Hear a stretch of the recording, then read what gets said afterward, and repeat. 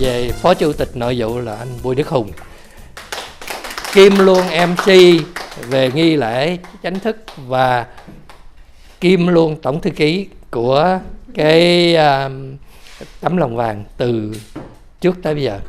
Anh Phó Chủ tịch Ngoại vụ là anh Lâm Chí Thành, chuyên môn liên lạc, truyền thông, báo chí. Có thể nói là bao nhiêu năm nay cái sự quảng bá của tấm lòng vàng đi rất là sâu ở trong cái nước Úc này là nhờ cái công sức rất lớn của anh Lâm Chí Thành. Thì từ đó chúng ta cũng cảm ơn luôn anh Thiện là giám đốc của Dân Việt và David Giang là giám đốc của Chiêu Dương và anh Nguyễn Duy Tý là giám đốc của Văn Nghệ. Thì bây giờ là mặc dù Văn Nghệ không có nhưng mà còn có 2 tờ báo kia thôi. Nhưng mà ngoài ra về cái vấn đề truyền thông khác thì chúng ta cũng cảm ơn anh Hoàng Quốc Vinh, anh Phan Bá Bách ở trên đài SBS và chị Kim Hoàng của Vietfest TV và một cái đài truyền hình mới là Tăng Media cũng là rất là ủng hộ công việc của chúng ta. Đó là tất cả những cái việc quảng bá là chúng ta đều nhờ đến những cái cơ quan truyền thông chánh mạch đó hết. Và tôi giới thiệu cái tiếp đó là một người rất là quan trọng trong tấm lòng vàng chính là anh Vinh Trang. Vinh Trang giữ một cái vai trò rất là tốt, tức là thủ quỹ, giữ nhiệm vụ đếm tiền, là đếm làm sao đừng có thiếu, đừng có dư cho đủ để mà chúng ta có được cái đủ số tiền để mà chúng ta giúp cho bệnh viện Bankstown. Ngoài ra, ngoài cái nhiệm vụ thủ quỹ là Vinh Trang còn hoạt động rất là nhiều những cái thứ khác mà có thể nói là chúng ta không thể nào kể hết ra. Có thể nói là mặc dầu là chủ tịch của hội Lion Club nhưng mà Vinh Trang là liên lạc với tất cả những cái function, những cái tổ chức, những kim luôn cái liên lạc để mà tổ chức cái địa điểm, rồi kim luôn in ấn, rồi kim luôn cả cái vấn đề ẩm thực, tức là đặt cái menu rất là ngon, kỳ này quý vị sẽ ăn rất là ngon.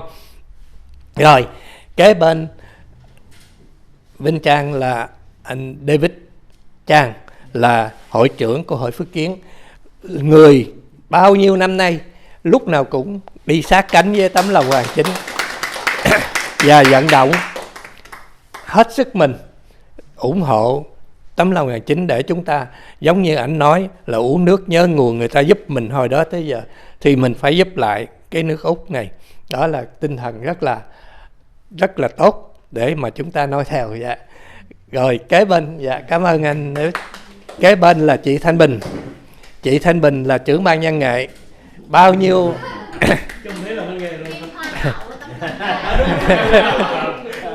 thì kim luôn hoa hậu tấm lòng vàng. Ok. Đây là có thể nói là chương trình văn nghệ hồi trước tới giờ rất là hay, nhờ có sự đóng góp rất là tích cực của Thanh Bình. Cái sự đóng góp đó chúng ta phải rất là ghi nhớ, là tại vì sao?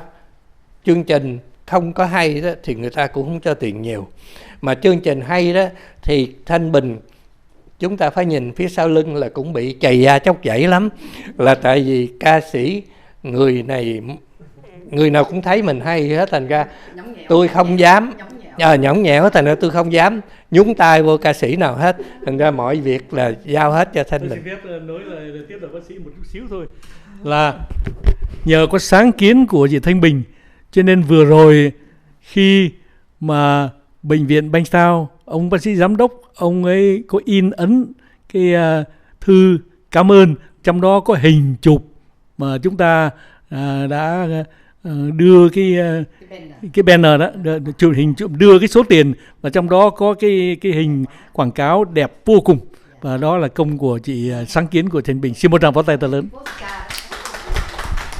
Cảm ơn anh Hùng.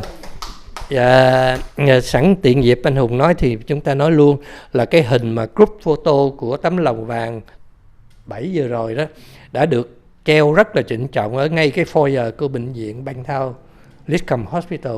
Khi quý vị bước vào là thấy cái hình đó rất là nổi, nó để rất là chỗ trang trọng, và có thể nói là tất cả chúng ta đều có mặt ở trong đó hết. Mỗi người chỉ là một hạt bụi chút xíu thôi, nhưng mà chúng ta làm thành một cái núi rất là lớn.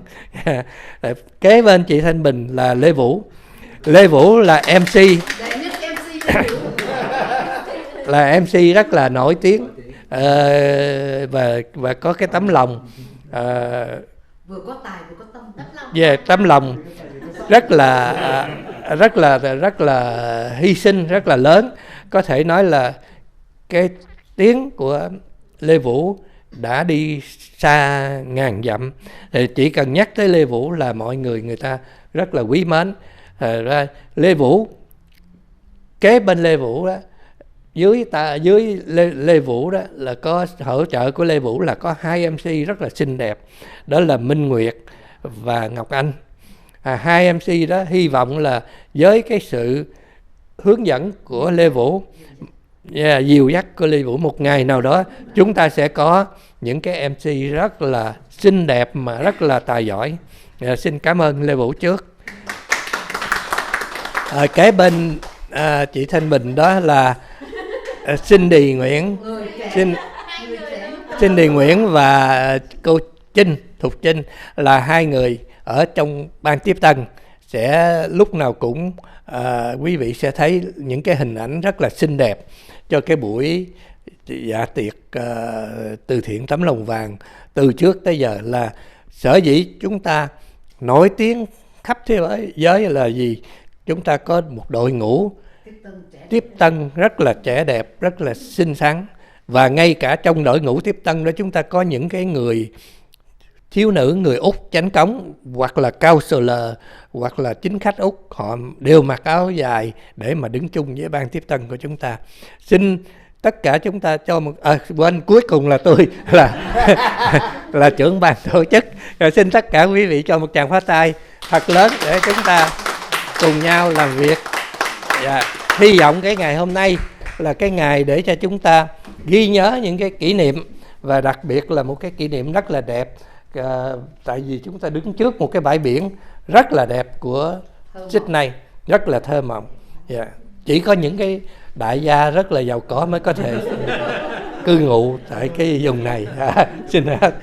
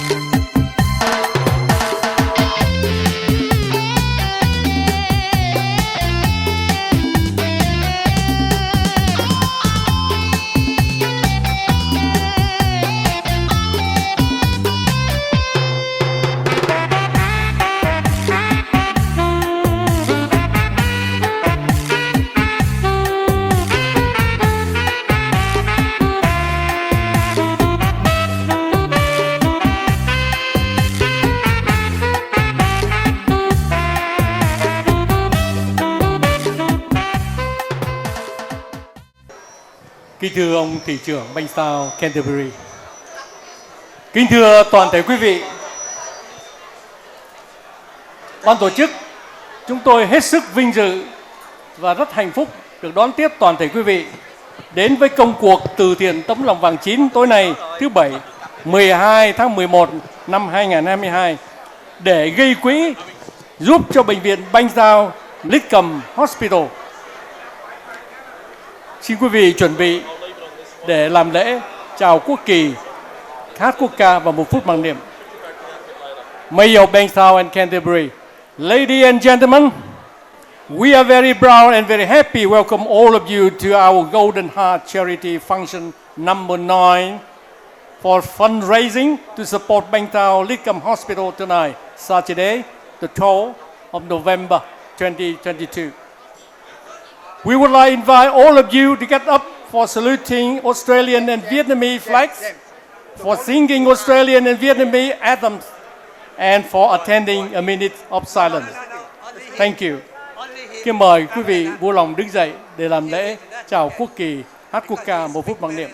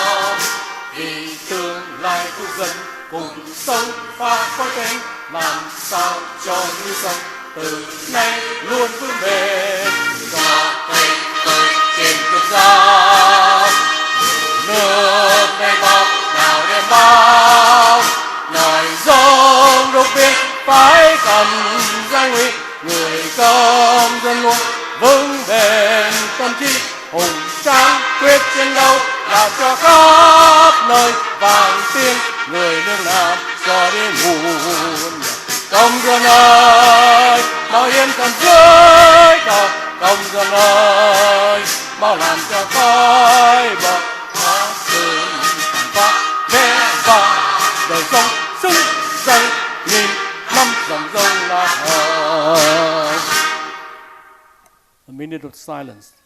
1 phút mặc niệm để tưởng nhớ đến công ơn dựng nước, giữ nước, cứu nước của các minh quân văn thánh, tưởng nhớ đến công ơn của các quân dân cán chính Việt Nam Cộng Hòa đã vị quốc vong thân, tưởng nhớ đến các đồng bào Việt Nam đã bỏ mình trên đường vượt biên vượt biển để tìm tự do.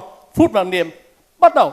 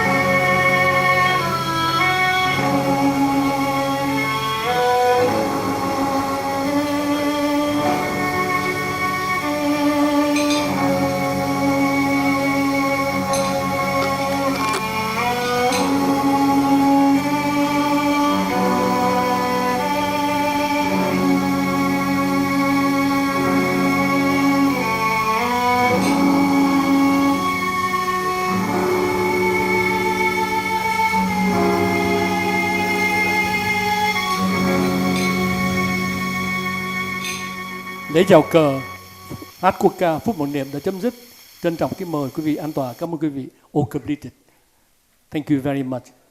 Take your seats and greeting the opening speech from Dr. Vĩnh Bình Liêu. Và bây giờ chúng tôi xin trân trọng kính mời bác sĩ Lưu Vĩnh Bình đọc diễn văn khai mạc. Xin mời bác sĩ Bình và các vị đi cùng. President of Lion Club, Mr. Vinh Tang, another President Lion Club, Mr. William Chan, I believe. Hello everyone. Hello, thank you very, very much for your presence today. Good evening, ladies and gentlemen, our lions and distinguished guests. Before we start our speech, we'd like to do an acknowledgement first. Acknowledgement to our country. We respectfully acknowledge the Daru people who are the traditional owner of the land on which we meet today. And we pay respect to their elders, past, present, and emerging. Thank you. Thank you, Vinh Trang. Three of us standing here is the main organizer of this function. Mr. Vinh Trang, President of Lion Club of Western Sydney, and William Chan, President of Lion Club of Northwest Sydney. Thank you, my colleagues, and my name is Vinh Bình Liêu. The Golden Heart Charity Function 9 to raise funds to support Bankstown Lidcombe Hospital. Your presence would be the great honor of our organization, and we'll have to raise most needed funds to support the needs of our local hospital. Our organization is made up various Vietnamese and Chinese community associations, especially the Vietnamese Medical Association, the Australian Dragon Business Association, the Lion Club of Western Sydney, and Lion Club of Sydney Northwest. Our organization has been involved in various charity dinners to raise funds since 2008. We raised totally about more than $1 million. We raised funds to all purpose, all causes like a Queensland flood appeal, Victoria bushfire appeal, raised funds for Liverpool Hospital, for Fairfield Hospital, and several times for our Bankstown Lidcombe Hospital. The aim of fundraising tonight is to raise $219,000 to buy the most advanced machine that called the Revolic hybrid thallium laser machine used to operate the kidney stone, the skin without using scalpel. This is a wonderful machine and certainly will help all of us. If we are lucky to have Peter Rothhealth, the general manager, Dr. Svet, and Dr. Franco, all head of the department, and you can, if you want to know more about this machine, you can ask them tonight.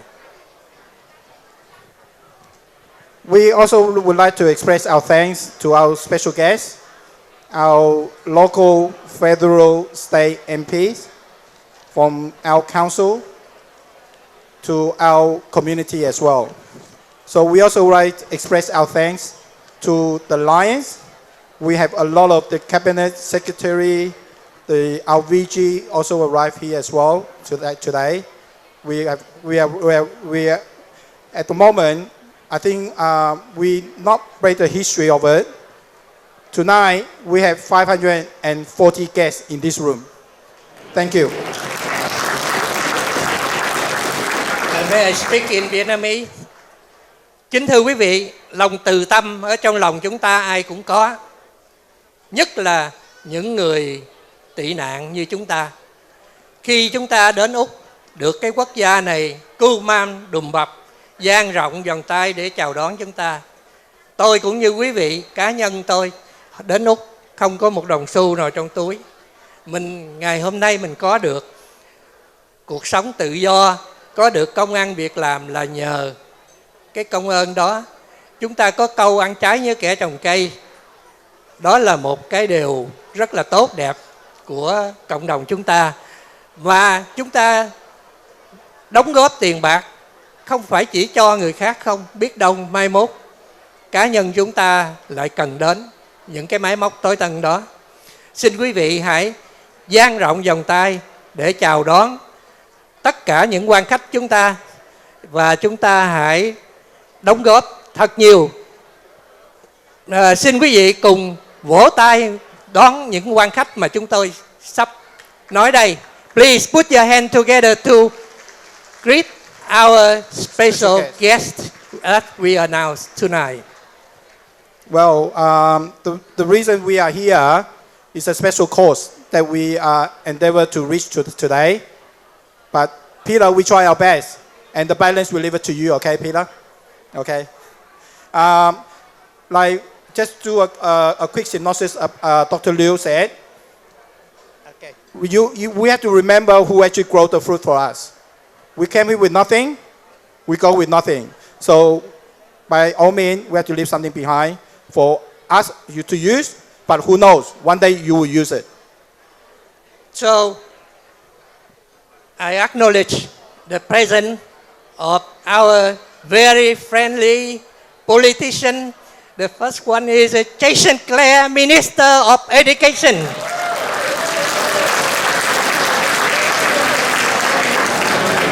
And Daily, the MP, the federal MP for Fowler. Mr.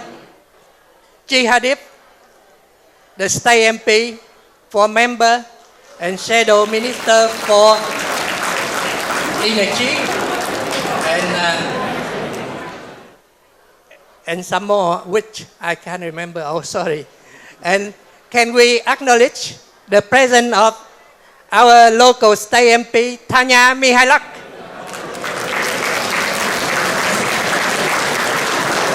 And the most important person which he allowed us to be in his territory is our Mayor Carl Ashford, Mayor of Canterbury and Bankstown Council.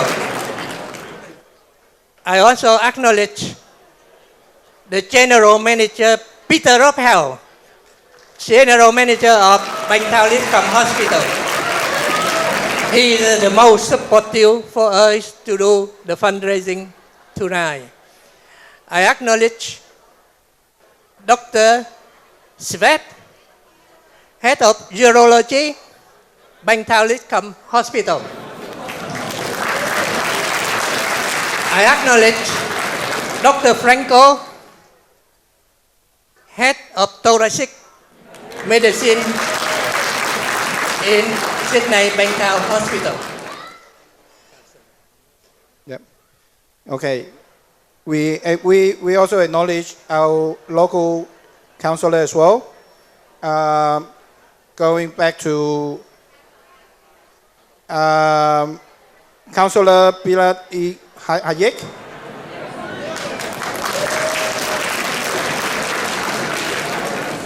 Councillor George Zahis.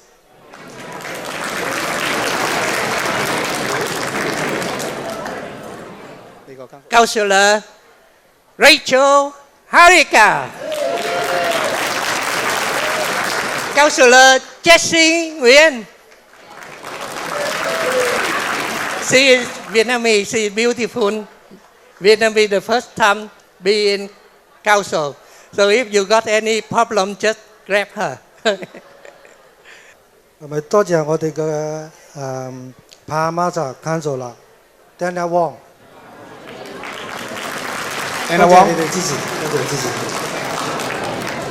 We also acknowledge our special guest, Daniel Fashion, Mr. Tang, and Katie Tang as well. Thank you. Jimmy Lee from Winky. Jimmy. Mr. Chiu Lim. He's our best supporter. So tonight we thank. And also to my master. Okay, Vinh Yak Temple, Thinh An Thinh, the Venerable Thinh An Thinh, and Venerable Phúc Bổ.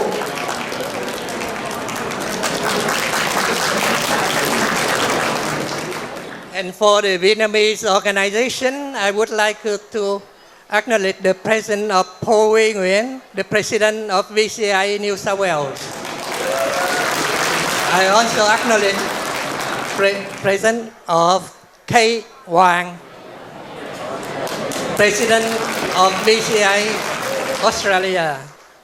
I acknowledge the presence of Mr. Phan Huy Bách, president of Vietnamese Veteran Armed Force. Acknowledge of Bankstown Mindfulness Practice Center. Acknowledge of Vietnamese Women Association, and I also say hello to all my bosses as well from the Lions Cabinet, our district Vinh Pang, our district governor Vinh Pang, our past district governor Ron Gattoni.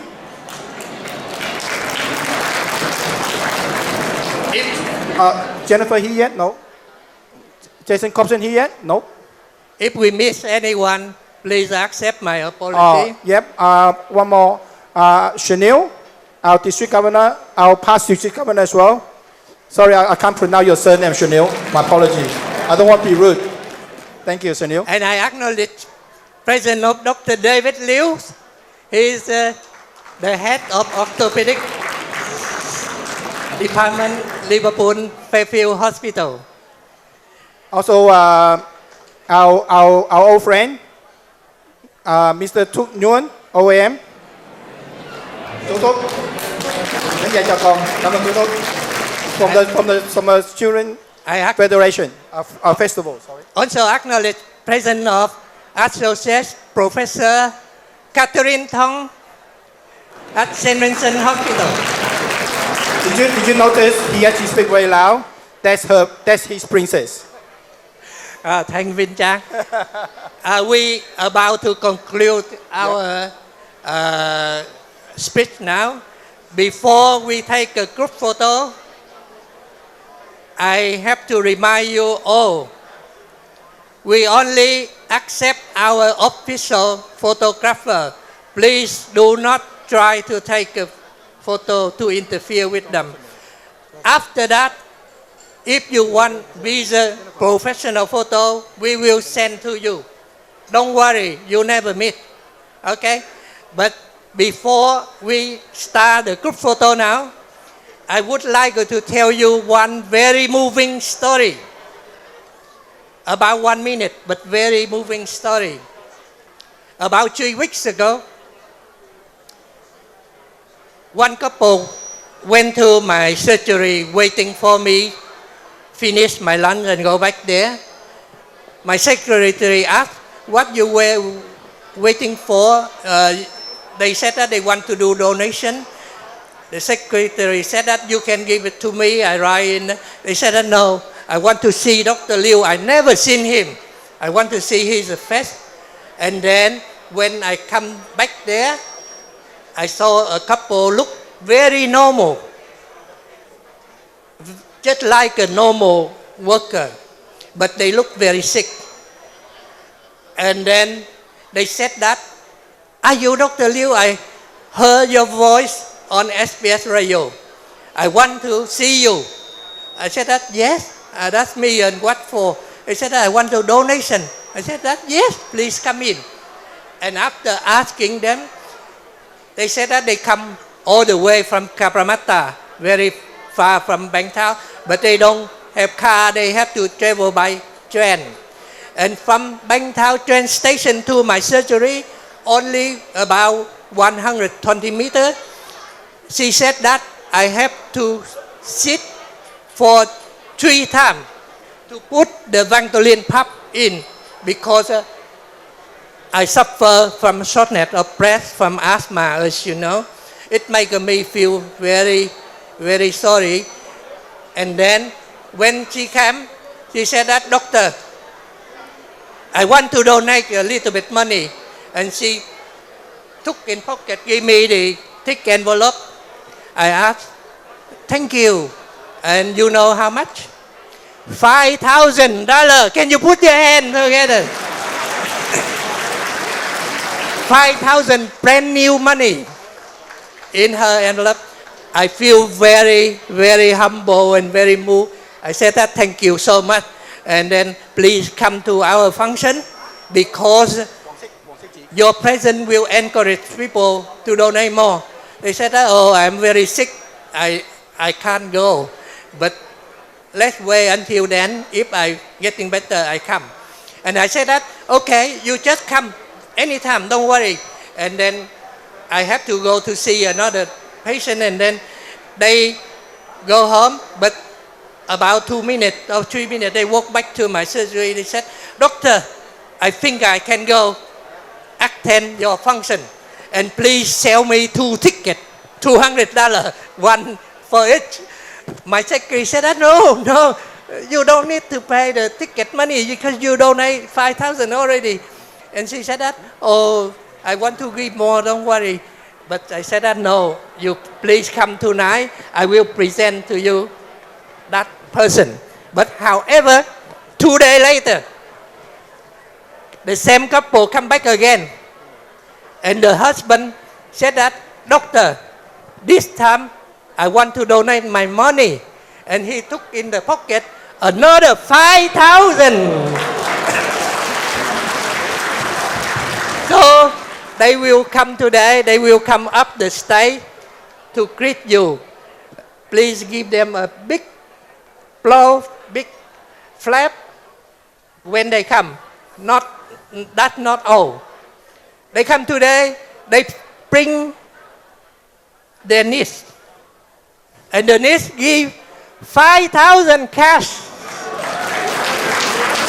I please ask them to come. Vin will say a little bit. If you want. No, we actually need security now. Okay, please come, Mr. Sa Minh Phương, Hồ Thị Hai, and Trần Thị Ngọc Hương. You come out to the stage, You please. pay. You put your hand together, please. Put your hand together. Please continue applaud this week. Very good example. Okay, they coming. Table 31.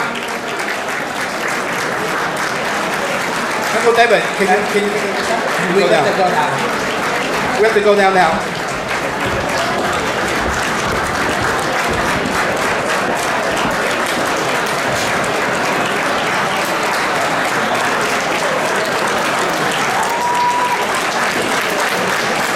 This is a three beautiful person. Continue, please. May I ask, Vin will give them the appreciation certificate. May I ask all our politicians and hospital doctor, please come up to take photo Peter. with them. Okay, Peter, Carl, Raphael, Jason, Carl, David, Catherine, David, and Catherine, Tanya Vin Mihailov, Pang, Vin Pang. and Dr. Vin, come up. Svet, Dr. Franco. Can you close?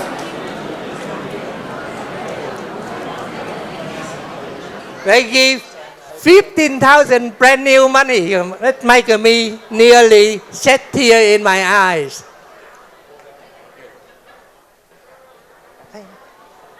Anyone want to come and say? Ron, you want to come and say? Okay, so we take one photo with them. Yep. Okay. All photographer, are you ready? Okay. You ready? Bác sĩ Bình. That side please. That side please. No. You're more important than me. Okay. Please put your hand together to 3 persons. Peter, come in. Thank you so much. I warning you. This is not the last. We still got a lot of certificate to give to the people already and on the way making very big donation tonight. They also receive visa certificate signed by the organizing committee, and our politician will sign on the certificate later. Thank you. Thank you very much. Are you ready?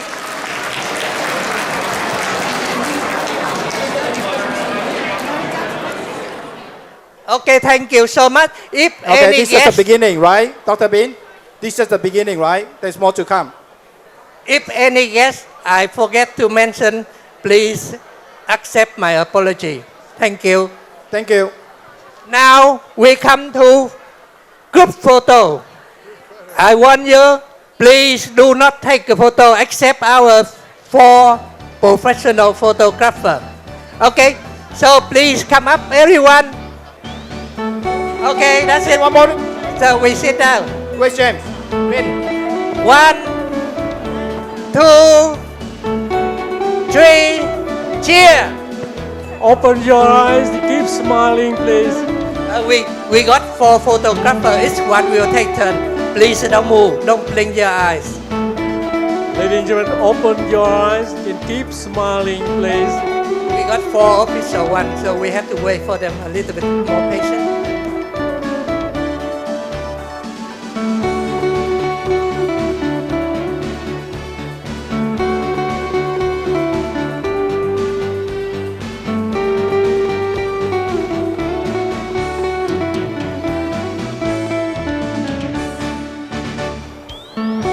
This must be very beautiful photo. 1, 2, 3.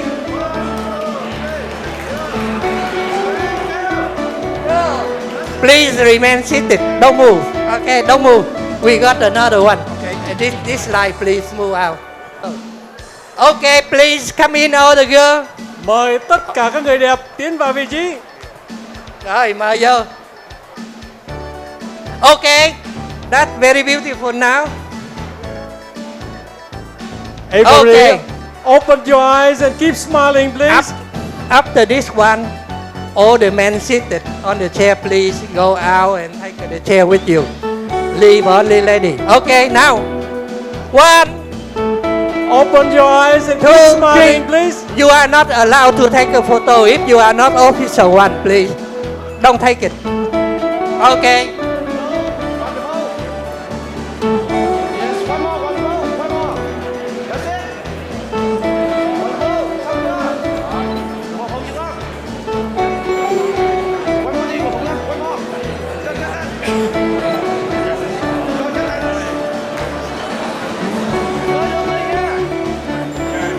Ok, lại tại xuống lòng hơn.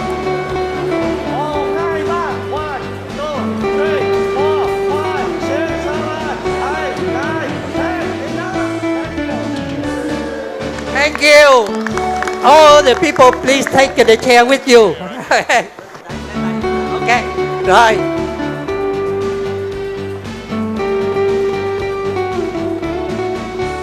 Đeo giải lụa để sai bên. Ok, cười lên đi nha.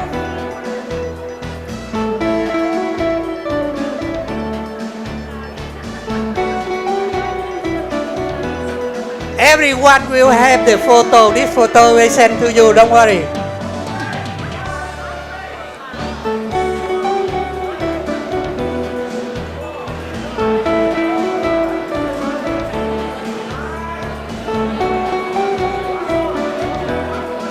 Khoan, hang on.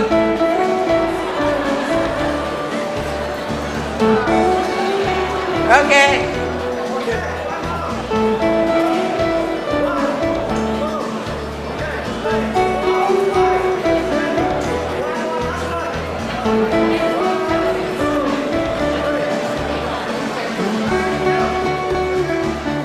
Cảm ơn Thank you tất cả very những người much. đẹp. Thank you. Kính thưa quý vị, trong chương Please trình go còn back to có your place. tiết mục xổ số. Tiết mục này nếu quý vị mua 20 tấm sẽ có một chai rượu và những phần thưởng trị giá lên đến 10.000 đô la.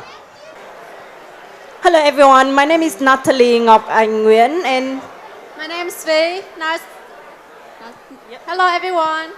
Can we get your attention, please? hello. Now we would like to introduce our special guest to come up for speech.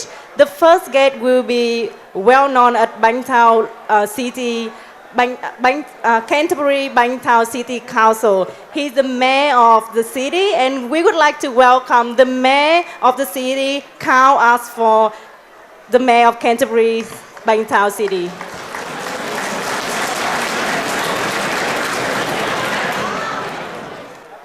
Thank you, everyone.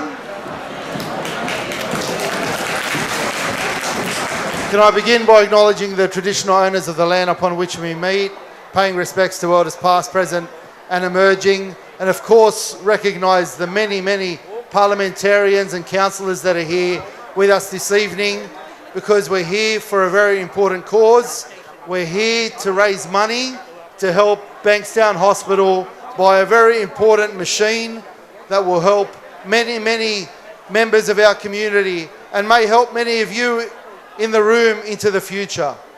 So I really want to encourage you all to dig deep to make sure that we continue to support our hospital, to support all the staff in the hospital that always work hard to make sure that we're looked after. It's been a few years since we've had this event, Dr. Vin Bin Lu. You are a champion of our community. You are an inspiration of our community.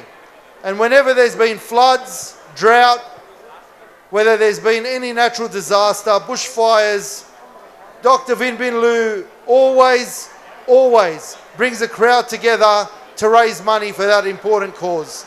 And that's why we're so, all of us, we're so proud to be here this evening, and that's why all of you keep coming out. Unfortunately, over the last few years, we've had COVID and we haven't been able to meet, but isn't it great to be in the room together? There's just an electricity in the room tonight because we're all here for a very important cause. So can I thank you, Dr. Vin Bin Lu, for all the work that you do, for the work that you do for our community. You serve our community every day at your practice in the heart of Bankstown, and you go above and beyond and serve our community, and you have been done for many, many years. So from all the community, on behalf of the Canterbury Bankstown community, I say thank you.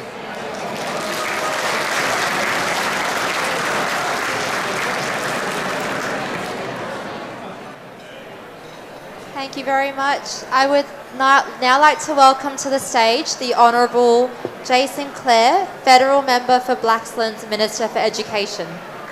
Đây là Bộ trưởng Bộ Giáo dục ạ.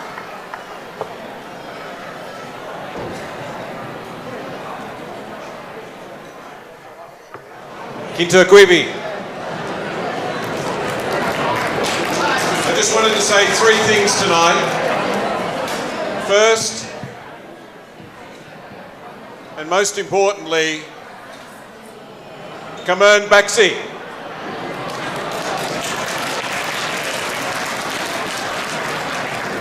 Cảm ơn rất nhiều bác sĩ Vin Bin Lu.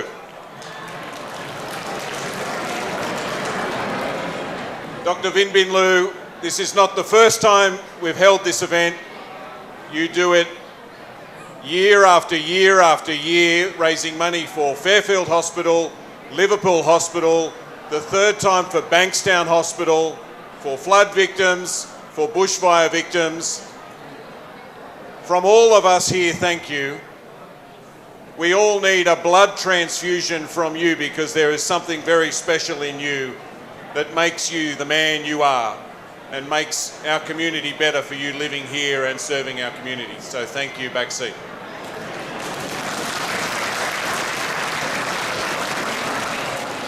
Second, can I thank Peter and the team at the hospital, all of the doctors and nurses, the cleaners, the allied health professionals who work in our hospital, The last few years have reminded us how important our hospitals are.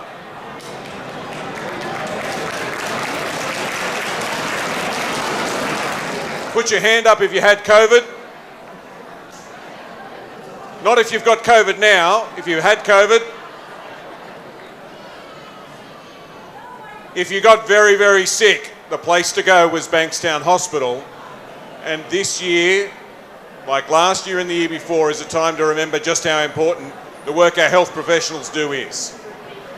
And finally, thank you to you, each and every one of you who is here tonight. By donating money to this extremely worthy cause, you're doing something very, very good for our local community. So thank you, Doctor. Thank you to the team at the hospital. And thank you, everybody, for coming along here tonight. Come on.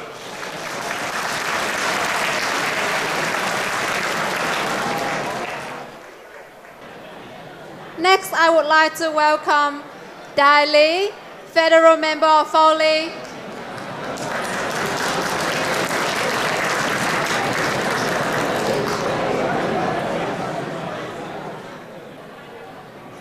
Thank you, thank you.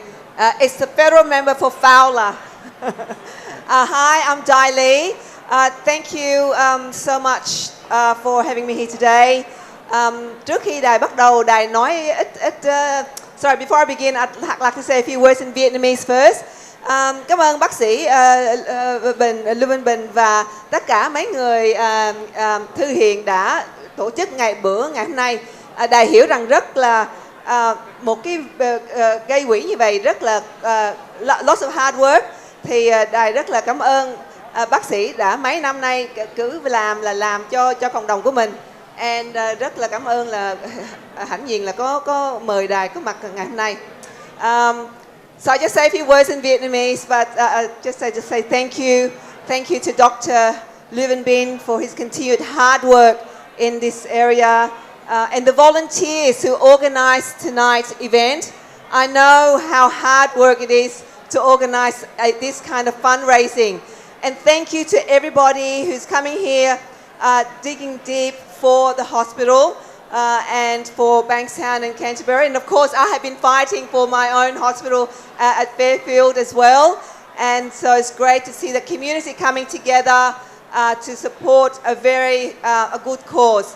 And it's great to be here tonight. I'll keep it short and enjoy the night. Thank you.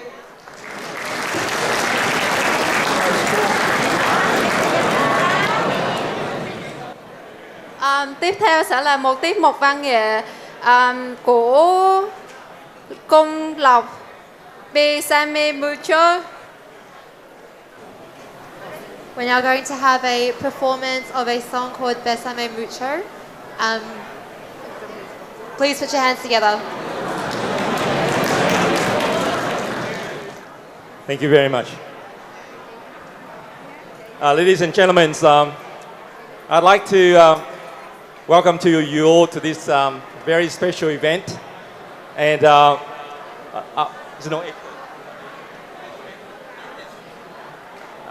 first of all, the organizing committee would like me to sing in English so that you guys can come out and dance. So please come to the dance floor. The song name is Besame Mucho and it will be in rumba. Xin mời quý vị ra để sang nhảy. This song was written very long time ago in Spanish. If I sing in English first, it may not make sense to the author. So I'd like to sing the first verse in Spanish and then I'll sing in English. Thank you very much.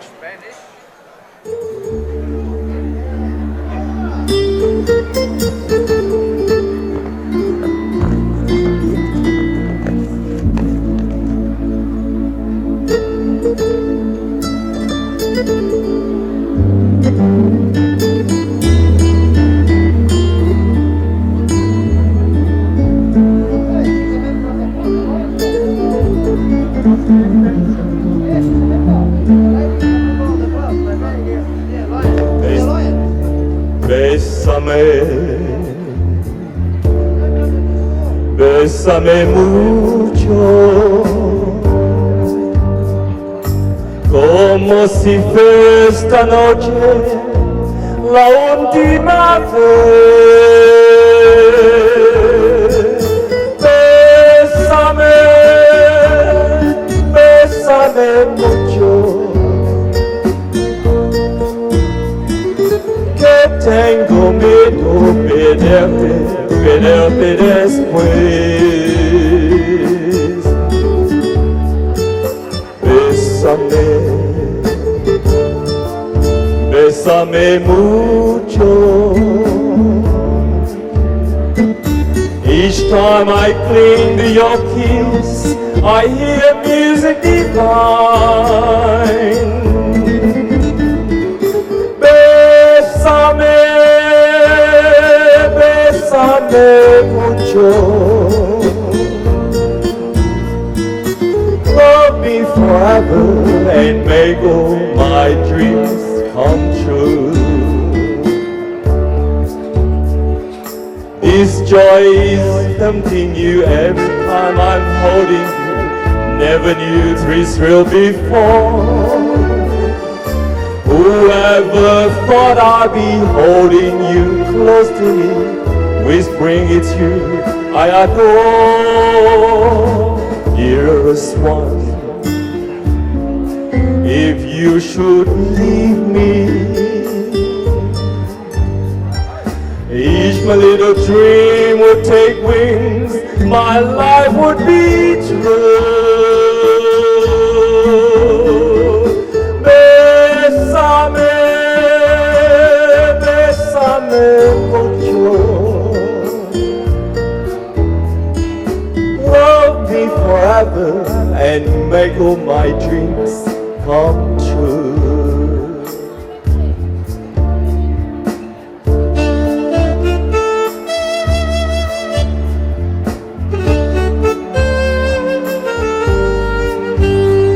Xin mời quý vị ra sàn nhảy video rumba.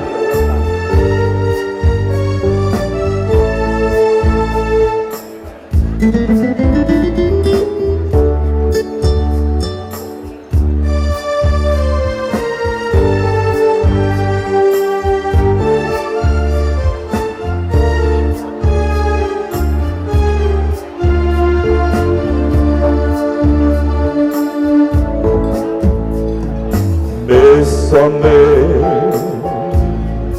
bésame mucho, como si fuera esta noche la última vez. Bésame, bésame mucho.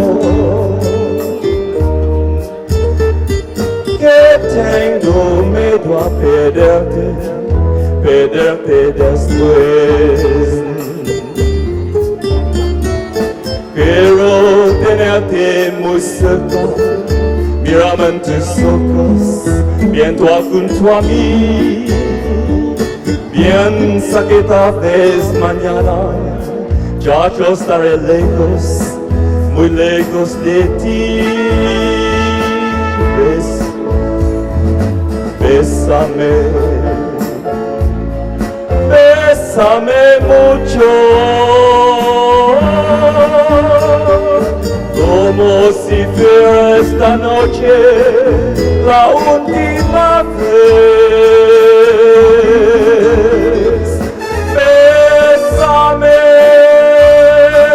bésame mucho. Que tengo miedo a perderte, perderte después. Love me forever and make all my dreams come true.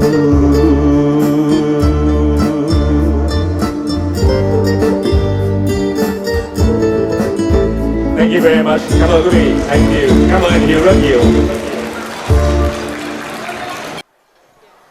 What a wonderful performance.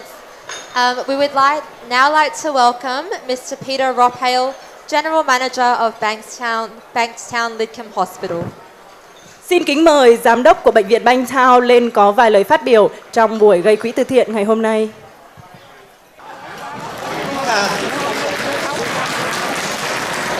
Look, it's absolutely fantastic to see so many people here today out in support of Bankstown Lidcombe Hospital.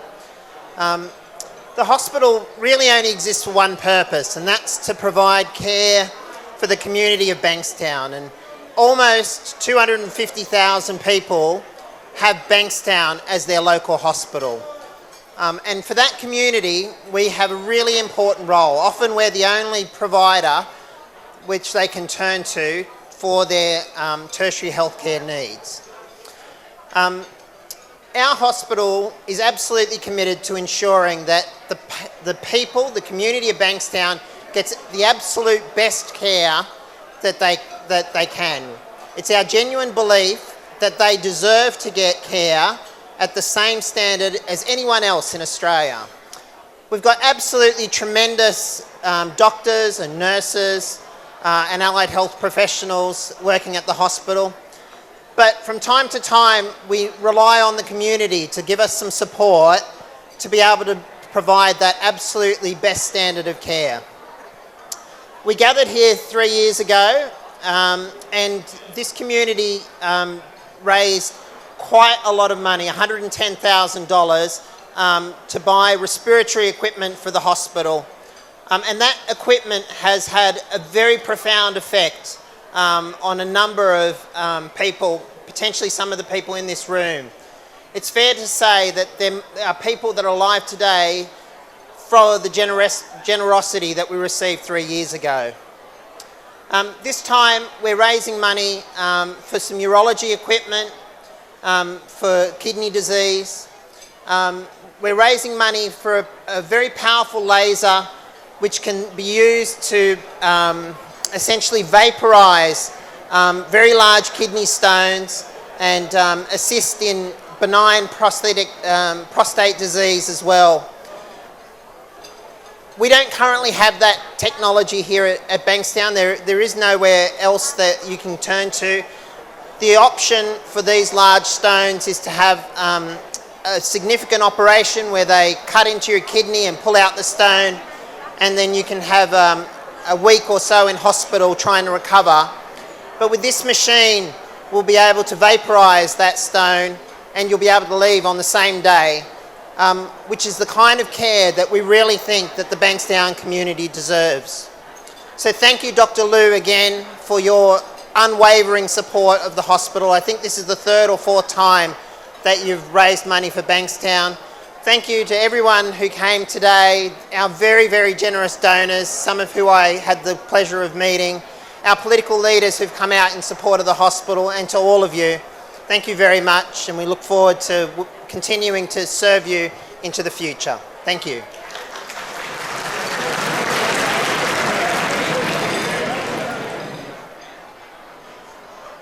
Next, I would like to welcome Ms. Tania Mihaluk, the State Member for Bankstown, to the stage, please. 有请 Tania Mihaluk, State Member for Bankstown.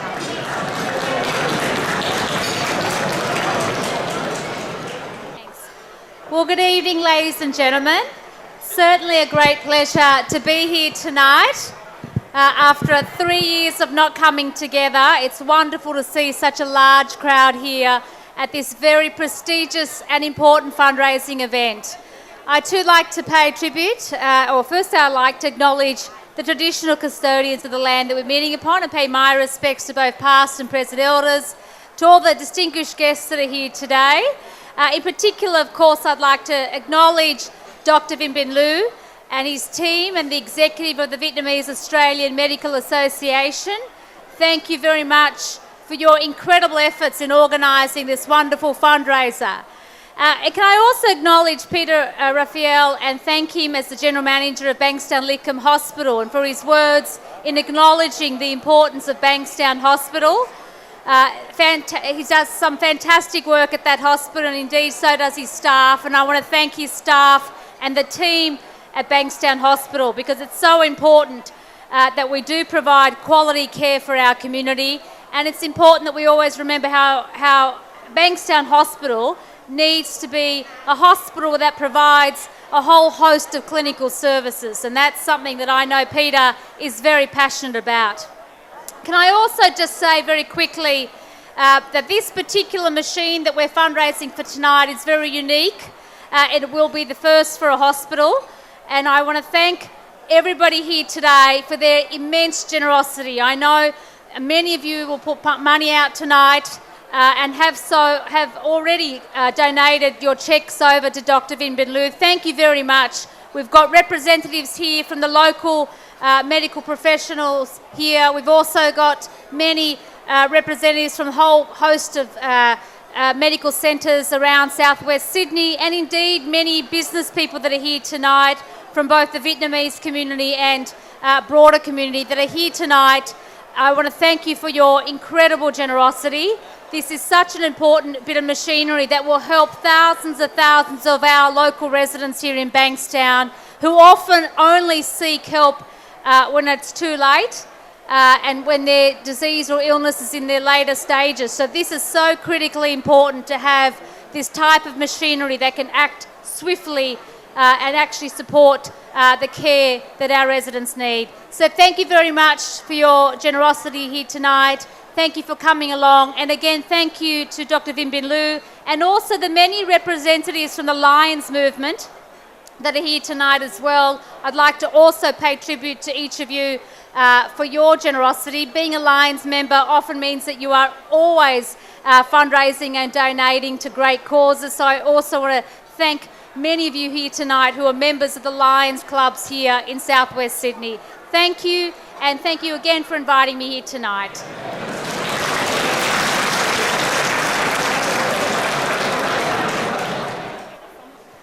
Thank you, Tanya. We would now like to welcome Jihad Dib, member for Lakemba, to the stage.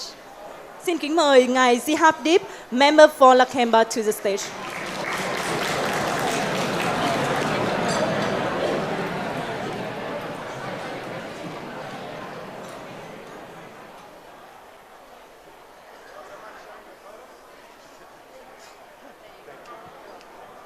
Well, thank you very much and good evening. And for anyone who's thinking about a career in politics and how much you age, just have a look at that photo. That would, believe it or not, that was only 7 or 8 years ago. But to go on, Dr. Vin Bin Lu, I want to thank you and the team for putting this wonderful night together. And also want to give a shout out to my great new friends on table A. Lovely to see you here today. There are so many members of parliament, members of council, community representatives, organisations, Lions, and of course, Peter Raphael and the team from Bankstown Hospital. And we're all here for one reason. We're here to help. And Dr. Vin Bin Lu and his team have been doing this for many years. And speaker after speaker has spoken about just how much we rely on a hospital, but how much we rely on each other as a community. Now, we've had a pretty tough 3 years. And think about 2 years ago when COVID first hit. This community stood together. The hospital was the place to be. This club started vaccinating people. Dr. Vin Bin Lu and others who could speak a different language made sure they encouraged people to vaccinate. We are an incredible community. We're a strong community, and we're a community that works together. So tonight is an example of the best of our community, of the best of what this area has to offer. But most importantly, just as the saying said, if you want to reap the rewards of the fruit, remember those who sowed the seed. The seed are those who keep us safe, who keep us healthy, who battle through, our health professionals. And tonight, Peter Raphael, this is a thank you from the community, all standing together for the exceptional work you did in keeping us safe. I want to thank you in advance to everybody who makes a donation, to everybody who helps in any particular way.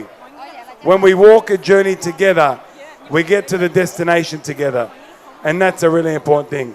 So again, thank you, Dr. Vin Bin Lu, and everyone across the community, the VCA, all of the organisations, all of the community groups. Together, we will build a better society, and we can't wait to see you again next year where we can celebrate and be together and again fight for a really good cause. Have a wonderful night. Thank you very much.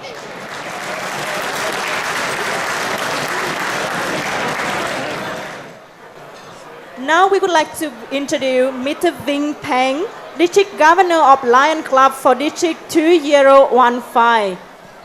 Dạ, xin mời anh Vinh Peng lên sân khấu ạ. And if anyone in the audience have the microphone, please give it back to us on the left side of the stage. Thank you. Good evening, distinguished guests and fellow Lions. I would like to take this opportunity to thank you, Western Sydney and Sydney Northwest to Lions Cup to arrange the fundraising event to support Bankstown Lincoln Hospital to raise 219,000 to helping them to buy the machine.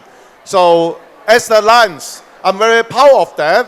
In our Lions, we're helping our local community, and we have the 71 Lions Cup in the whole Sydney. So anywhere we have the Lions, we always to work together. Looks like these two clubs, and then they arrange the big fundraising event and helping the hospital. So anyone, please support our Lions, support our local community. Thank you.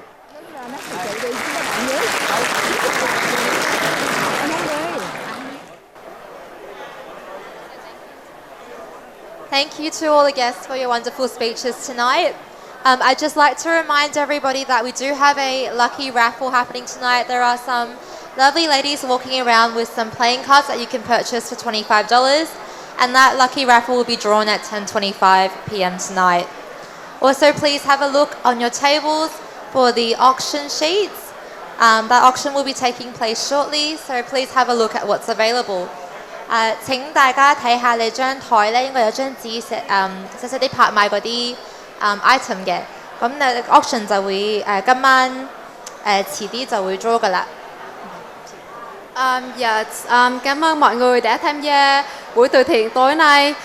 Chúng tôi có chương trình raffle sẽ được diễn ra lúc 10 giờ 20 và có những cô gái xinh đẹp của chúng ta sẽ đi vòng vòng để bán raffle.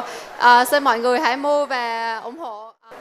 Kính thưa quý vị, chúng tôi vừa gặp ông Hồng, chủ nhà hàng Liberty Palace Bankstown, có cho biết là ông sẽ ủng hộ từ thiện 1.000 đồng. Quý vị chào đón bắt tay cho ông Hồng, chủ nhà hàng Liberty Bankstown, ủng hộ 1.000 đồng.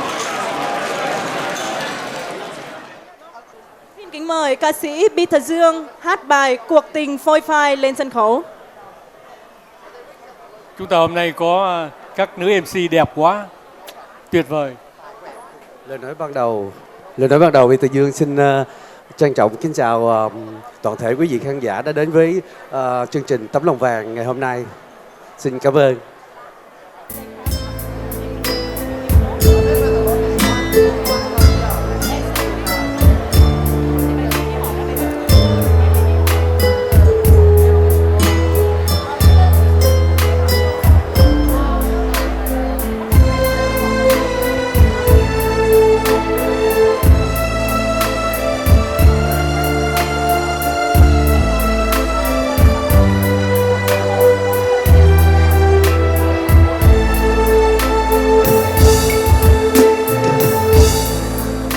Tình buồn đâu ai muốn giữa người đang yêu và người đến sau. Làm người đâu ai muốn khổ đau đến với mình, và tình yêu đâu ai muốn sớm chia cho người thà cô đơn thà lẻ loi. Ngày xưa yêu em, anh nào biết có hôm nay. Để giờ đây anh bơ vơ, anh lạc lõng giữa biển khơi. Và hôm nay anh đơn côi, anh tiếc nuối ngày qua đã không giữ được em. Nắng mưa đã xóa mờ cuộc tình phôi phai. Tiếng sét đánh ân tình sẽ tan làm đôi. Tiếc chi nữa hai con đường riêng. Người thứ ba đã chia cặp đôi dòng lệ rơi.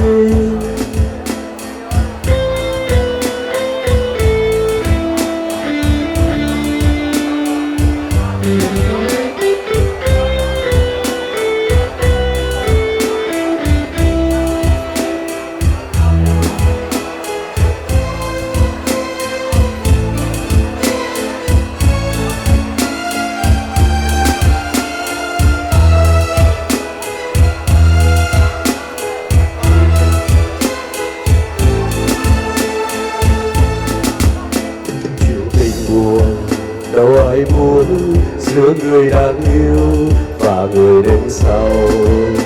Làm người đâu ai muốn khổ đau đến với mình, và tình yêu đâu ai muốn sức chỉ cho người thà cô đơn thà lẻ loi.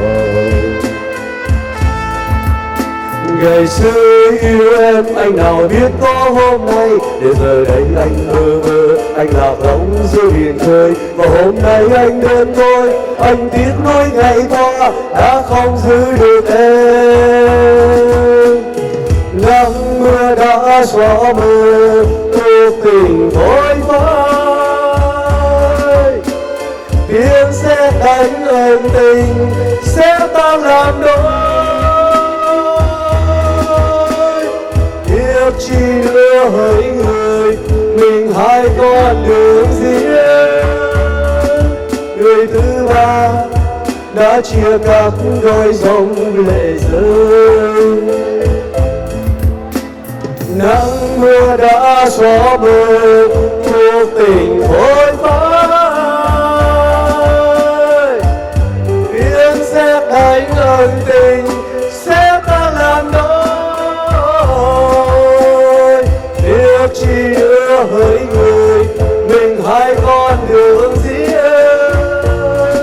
Người thứ ba đã chia cả đôi dòng lệ rơi.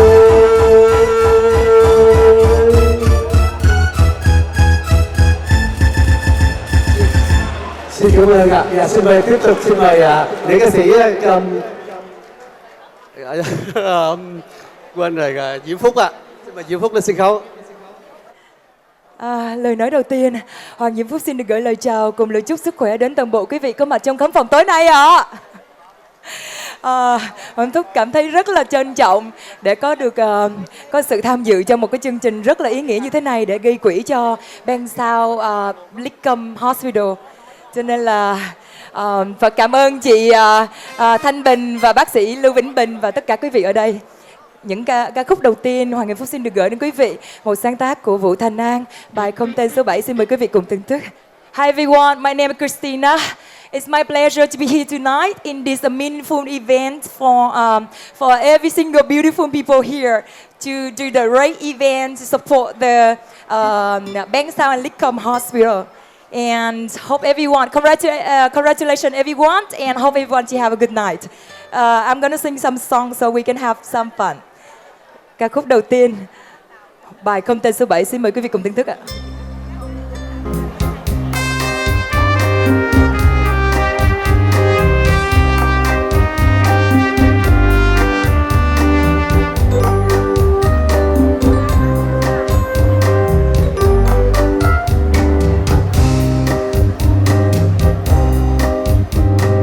Một làn khói trắng du đời vào quên lãng, nắng sầu thành hơi ấm, hơ dịu tình đau.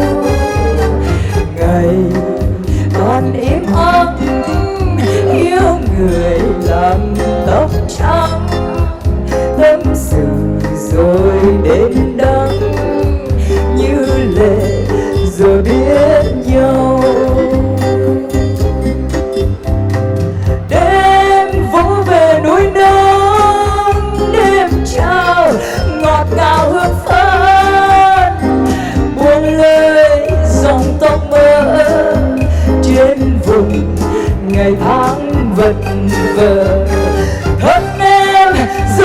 hoang phế lê theo thời gian giông gió.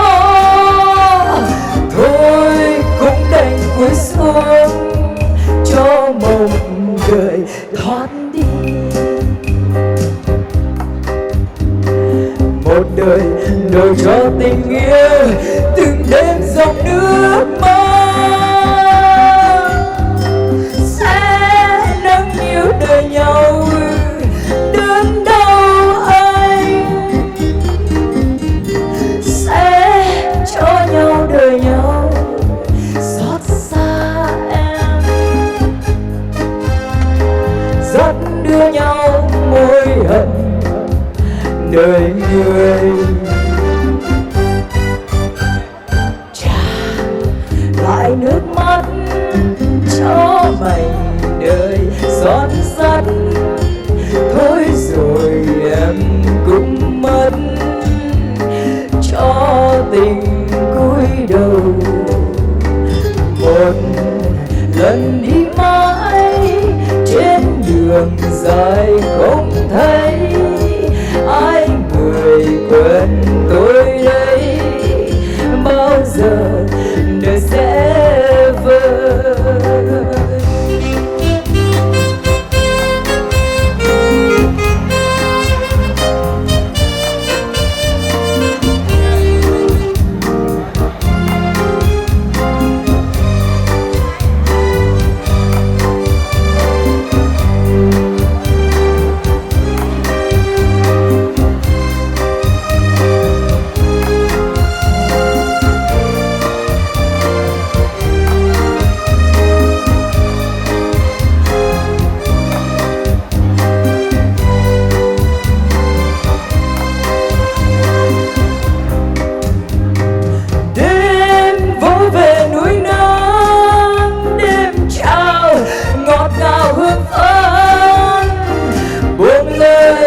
Dòng tóc mơ trên vùng ngày tháng vần vờ. Thân em rồi hoang phế lên theo thời gian giông gió. Thôi cũng đành cúi xuống cho mộng đời thoát đi. Một đời đổi cho tình yêu từng đêm dòng nước mắt sẽ nâng niu đời nhau đớn đau anh, sẽ cho nhau đời nhau xót xa em, dắt đưa nhau môi hận đời người. Lại nước mắt cho mảnh đời gión sắt. Thôi rồi em cũng mất cho tình cúi đầu. Một lần đi mãi trên đường dài không thấy ai người quên tôi đây. Bao giờ đời sẽ vơi. Một lần đi mãi trên đường dài không thấy ai người quên tôi đây. Bao giờ đời sẽ vơi.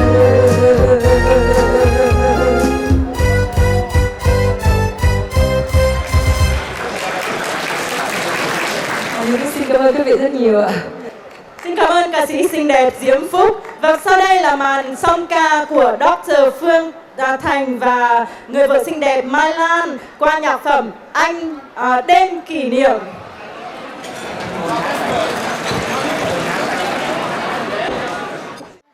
Lời đầu tiên, Mai Phước Thành và Mai Lan xin trân trọng kính chúc quý vị một đêm văn nghệ thật nhiều niềm vui và hạnh phúc. Kế đến xin chúc mừng ban tổ chức gặt hái được nhiều thành công trong công việc từ thiện. Xin quý vị ra sân nhảy với vũ điệu Rumba.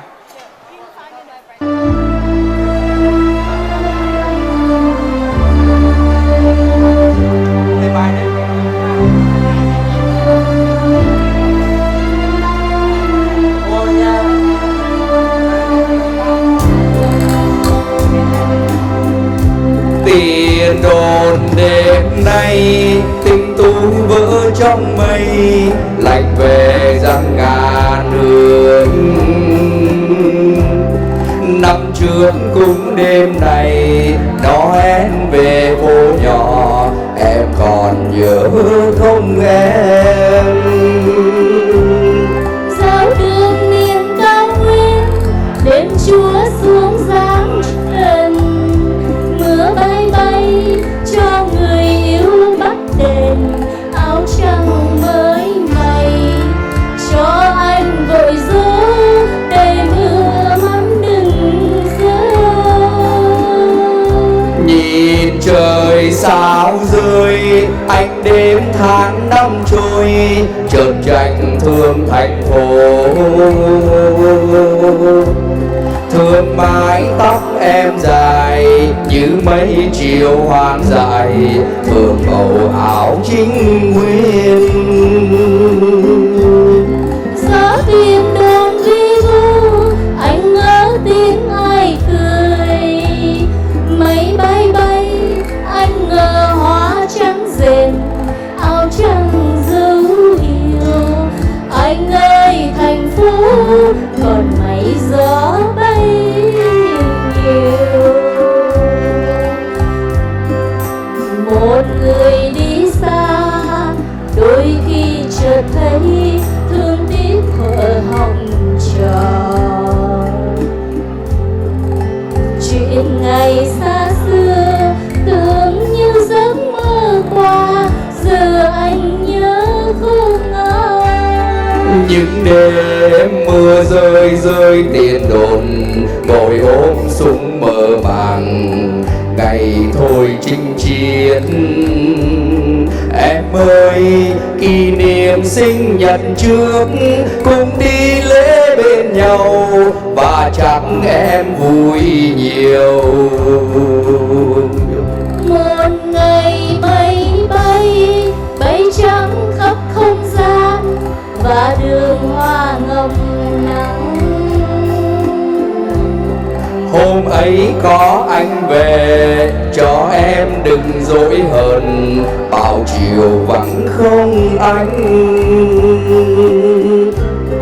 Dạo đường miền cao nguyên, đêm Chúa xuống giáng trần. Anh gót mây sao trời hoa lá thành, Áo trắng cưới em, hoa đăng chợt sáng mừng đêm Giáng sinh về. Xin quý vị một tràng pháo tay thật lớn cho nhạc sĩ Đặng Hiếu Hiếu. Thank you dancer.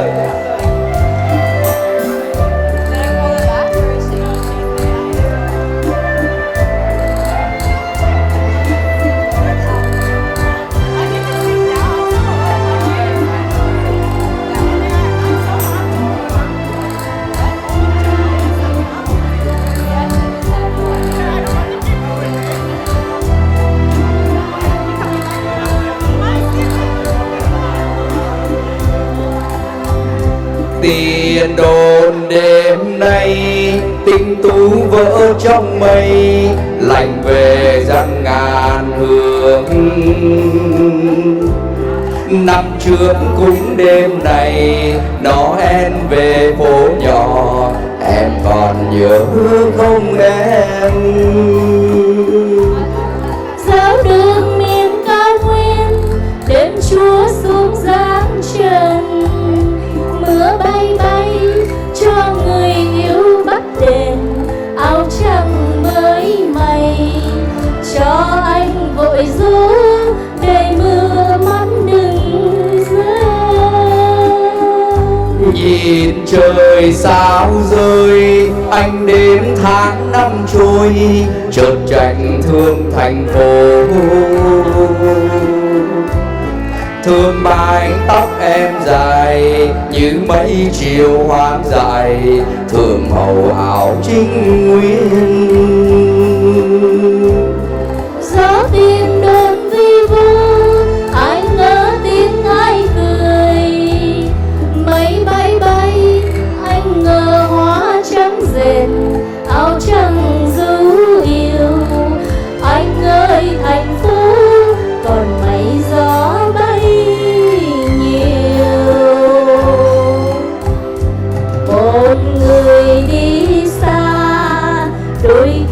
chợt thấy thương tiếc thuở hồng tròn. Chuyện ngày xa xưa tưởng như giấc mơ qua, giờ anh nhớ không ai. Những đêm mưa rơi rơi tiền đồn, ngồi ôm súng bờ màng ngày thôi chinh chiến. Em ơi, kỷ niệm sinh nhật trước cùng đi lễ bên nhau, và chắc em vui nhiều.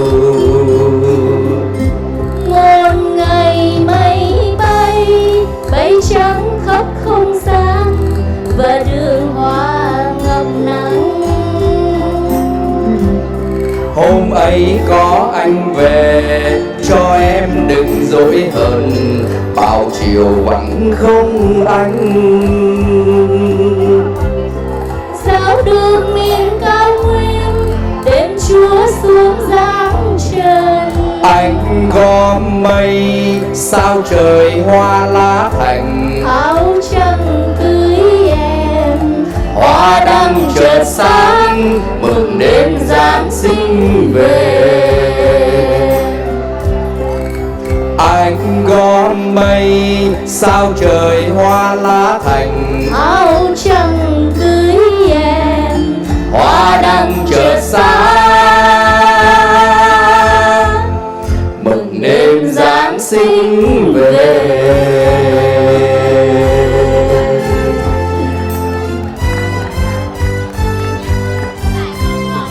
Thank you quý vị.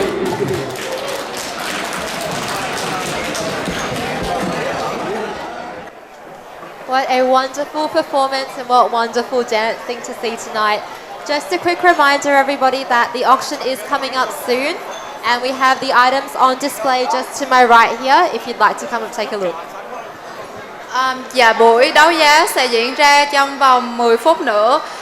Những cái items nó ở phía bên tay phải của sân khấu. Và bài hát tiếp theo là bài hát của chị Lan Anh, có tên là Anh Thì Không. Xin mời chị Lan Anh lên sân khấu ạ. Lời nói đầu tiên, Lan Anh xin gửi đến lời chúc sức khỏe và lời chào trân trọng đến tất cả mọi người đã đến tham dự một cái buổi charity từ thiện cho Bankstown Lickham Hospital. Good evening, ladies and gentlemen. It is a pleasure and my privilege to be here, and I would like to participate on this very special event, and I wish everybody have a wonderful time. Please enjoy one of the Vietnamese song, Anh Thì Không.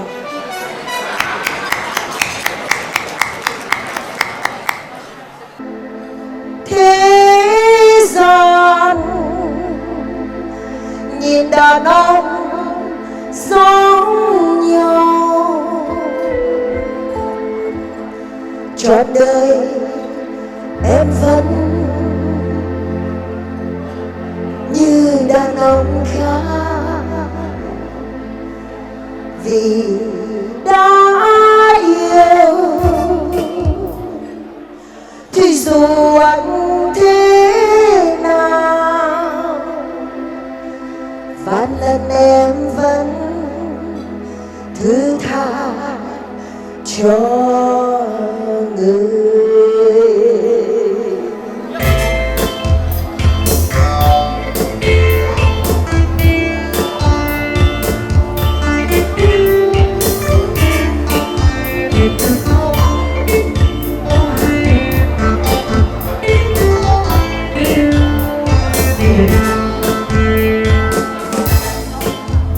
Bao sao hoa đam mê và lấy em, anh ta mang em dâng không tiếc chi. Anh thì không, anh cho em ngôi cao trong trái tim yêu như say, đi đêm theo hướng em. Anh thì không, anh cho em luôn mang giây phút vui, mang cho em câu ca trong sáng tươi. Anh thì không, bao giây mê dâng lên trong mắt kia, nhưng em yêu không tí chi, em không cần. Thế gian nhìn đàn ông giống nhau, trọn đời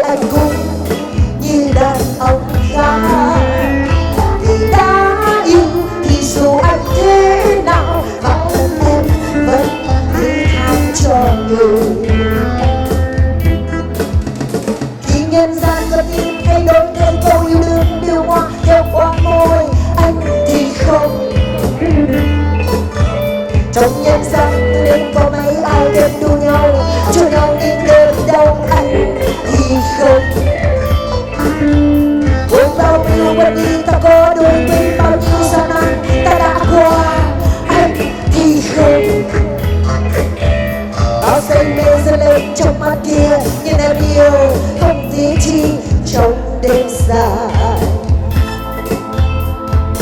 Thế gian nhìn đàn ông giống nhau, trọn đời anh cũng như đàn ông khác. Vì đã yêu thì dù anh thế nào, mà lần em vẫn thứ tha cho người. Thế gian nhìn đàn ông giống nhau, trọn đời anh cũng như đàn ông khác. Vì đã yêu thì dù anh thế nào, mà lần em vẫn thứ tha cho người.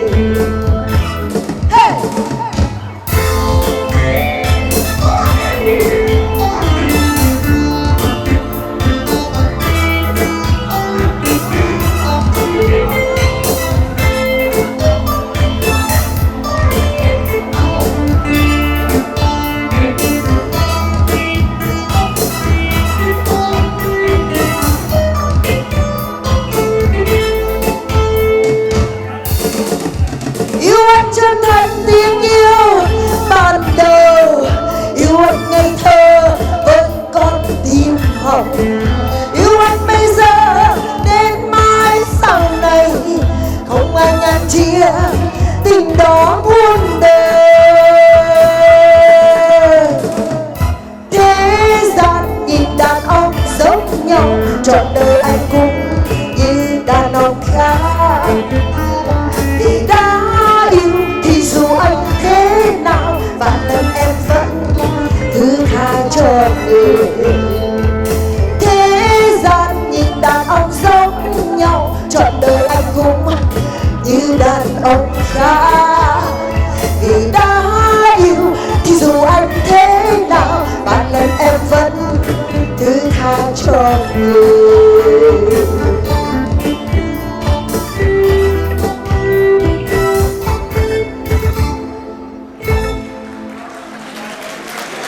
Xin cảm ơn tất cả quý vị. Xin cảm ơn anh Đặng Hiếu. Anh cảm ơn.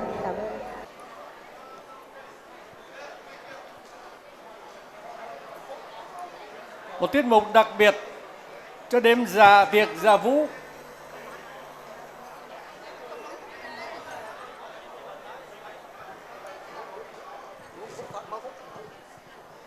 Hello, hello.